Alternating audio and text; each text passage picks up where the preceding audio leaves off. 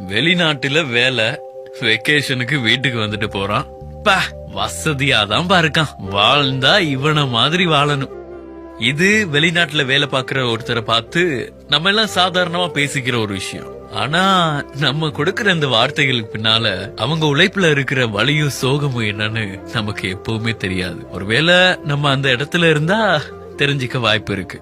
பெத்தவங்க, கட்டுன பொண்டாட்டி, தாம் பெத்த புள்ளன்னு எல்லாரையும் விட்டுட்டு உலகத்துல எங்கேயோ ஒரு மூலையில இருந்து அனாத மாதிரி வேலை செஞ்சுக்கிட்டு இருக்கான். இந்த தியாகம் எல்லாமே அவனுக்குன்னு நினைக்கிறீங்களா? கண்டிப்பா இல்ல. தான் குடும்பம் நல்லா இருக்கணும், தன்னோட குடும்பத்துல உள்ள எல்லாருமே சந்தோஷமா இருக்கணுங்கிறதுக்காக தான் தன்னோட சந்தோஷத்தை தொலைச்சிட்டு தனியா இருந்து வேலை செஞ்சிட்டு இருக்கான். வெளிநாட்டுல வேலை செய்யற எல்லாருமே வசதியாதான் வாழ்றாங்கன்னு எப்போதுமே நினைக்காதீங்க. ஒவ்வொருத்தர் பின்னாலையும் ஒவ்வொரு வேதனை இருக்கும். யாரோ யாரோ நீ யாரோ